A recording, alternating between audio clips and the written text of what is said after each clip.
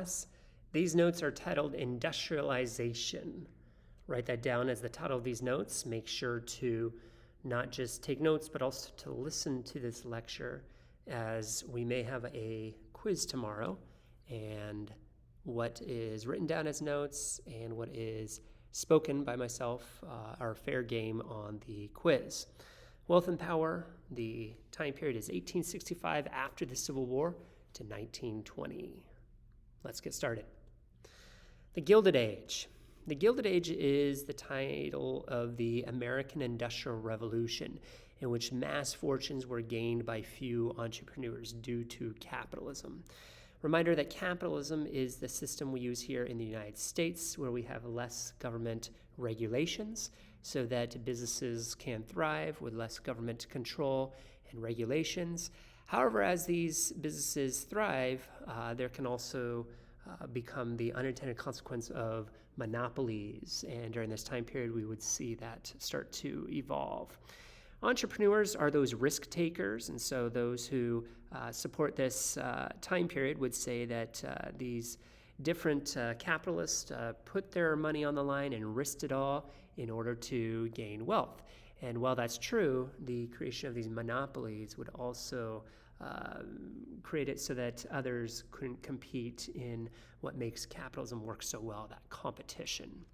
And so in this time period, we have 90% of the nation's wealth gained by only 10% of the population. And so previous to this time period, you have a growing middle class that is part of these entrepreneurs and part of this capitalist system, growing their own businesses. And after this time period, you have that as well. And that's why people are critical of this time period, because it seems like only corporations and these monopolists are able to rake in the money, and they beat back the small entrepreneurs and the smaller businesses, if you will. So there will be growing frustration during this time period. The example of competition that we best have is electricity. Nikola Tesla was the one who created the idea of alternating current, which is what we use today. He's not the one that would later apply it today. However, he was the one who came up with the idea. And this was at odds with Thomas Edison's direct current. And so they had this huge competition which made power better. But this alternating current we use because we can transform it in longer distances versus the direct current. But really, Thomas Edison, he becomes really famous for his light bulb. He was not the first one to create the light bulb. He created over 2,000 different inventions and patents. He had a center called Menlo Park, which was famous for himself and other researchers there. You don't have to write this down, it's italicized.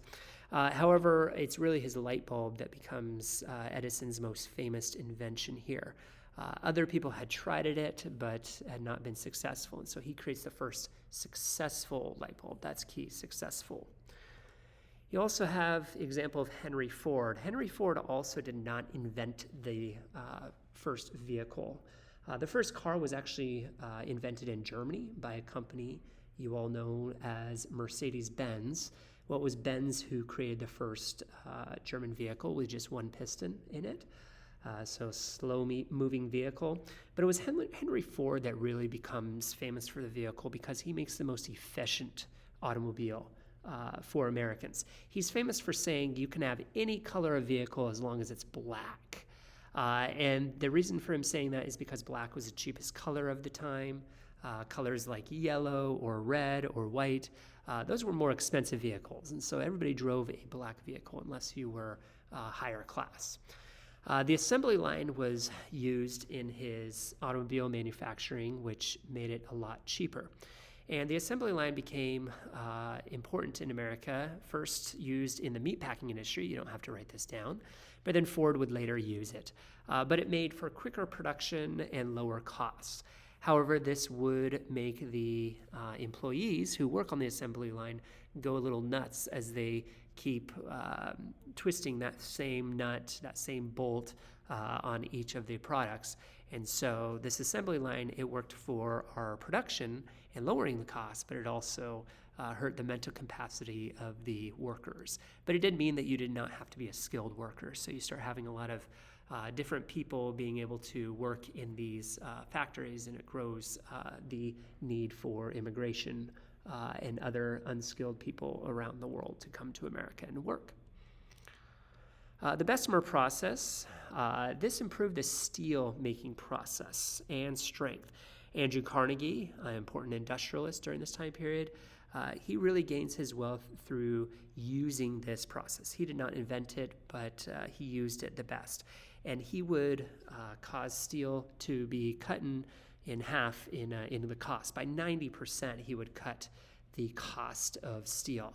And so making steel stronger, you get it from the iron ore, and then you take the oxygen out and make it into steel, and making it cheaper really made America the steel producer of the world. And so today, there's competition with America for steel. But U.S. Steel, which was later sold by Carnegie to J.P. Morgan, would use the Bessemer process. Speaking of steel, steel would be used for things like train tracks, things like cables for suspension bridges, beams, and other such things. But going back to bridges, the Brooklyn Bridge, as you can see right here, was an impressive, longest bridge for its day, and it was able to use that because of steel with the cables. This was about 1,600 feet long. You don't need to know that specific detail. But in comparison to today, there's a bridge that was just completed a couple years ago in 2022 in Turkey, which is over 6,000 feet long. And so you see how we've come a long way with using steel and cables. Also for beams, for skyscrapers, as you can see right here, this is the Empire State Building. This is no longer the largest building in America. It's the 8th largest now in America. You have other buildings like the One World Trade Center that is taller than the Empire State Building. Again, you don't need to know that. But this one was about 1,250 feet tall, and that was big for its time. In comparison, the largest skyscraper today is in Dubai. It's the Burj Khalifa, and that is twice as tall as the Empire State Building. So we've gone a long way. But really, you can't create all these things without steel. So it causes a fuel for growth of construction, also a need for space. As you have more densely populated areas, you need taller buildings. You don't have to write those down as they are italicized. Also, taller buildings, profit for developers. So the real estate becomes a lot more valuable in that block because you're building up. This is an example of using steel. It's an optical illusion. The Flatiron building, as it looks like it's going to fall over, but really it's an optical illusion and only possible because of the use of steel. As you see right here, the Chrysler building there and New York City, close to 100 years ago. Monopoly methods. So how did these companies create monopolies? Well, they used a system called horizontal consolidation. This is a system of buying out your competitors. As you can see with the oil industry here, we have multiple different competitors. And when you have competition, you have lower prices. But as you can imagine, these different corporations, they don't want competition because they want to make more profits. And so they'll start to consolidate one another and buy each other out. But the only way to do that is really through using vertical integration. And that's a system of buying and owning all of your supplies and suppliers in order to cut the cost of manufacturing. So things like raw materials, manufacturing, distribution, retail, after-sale services, you don't have to write those down on the right side. But you get the idea. You need to know the difference between horizontal and vertical. Horizontal, as it states, horizon, you're buying out people who are shoulder to shoulder with you, different companies and everything. In order to do that, you need to stack the system through vertical integration, going up and down, the different supplies and owning all the suppliers within that to lower your costs. And then you can buy out everybody horizontally, and then you can jack up the prices. And that's what monopolies started doing that caused some problems because they started to reduce that competition that was so important to capitalism and what makes America great. As you can see right here, vertical integration versus horizontal integration. You can see vertical is owning every system within the product. And then horizontal is owning other competitors there. Social theories. Speaking of Andrew Carnegie came up with this idea called the gospel of wealth, which basically stated that hard work and perseverance leads to wealth.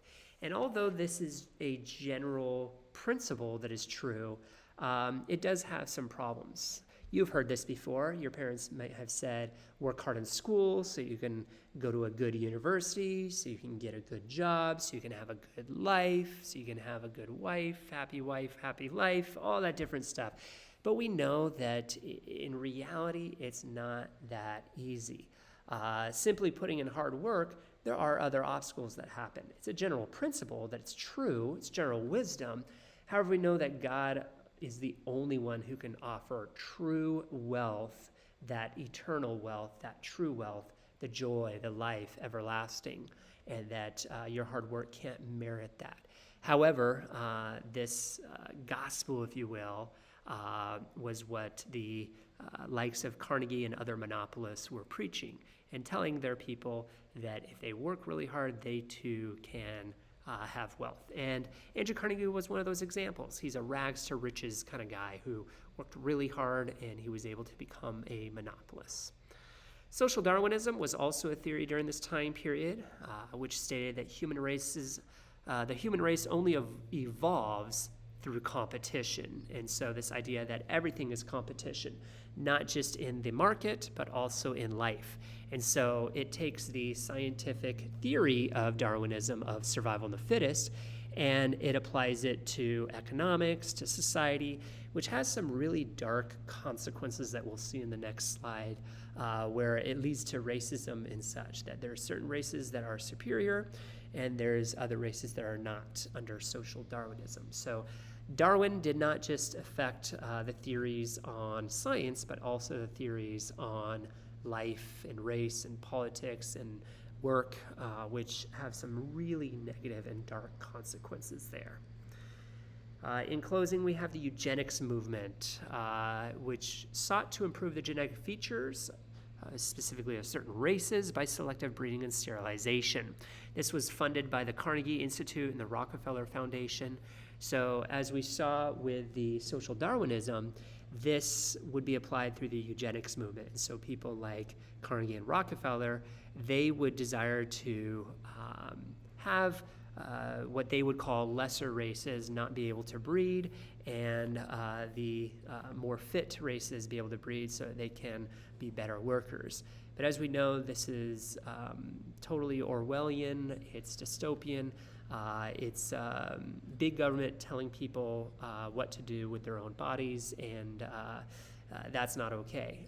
We are people who the creation mandate has told us to go forth and multiply and to cultivate the earth, respect the environment, but to also have families. And so this movement really goes against that. And this would be propagated by a woman by the name of Margaret Sanger. She saw birth control and other abortion means as a way to prevent unwanted children from being born into disadvantaged life. And so this was the founding of Planned Parenthood.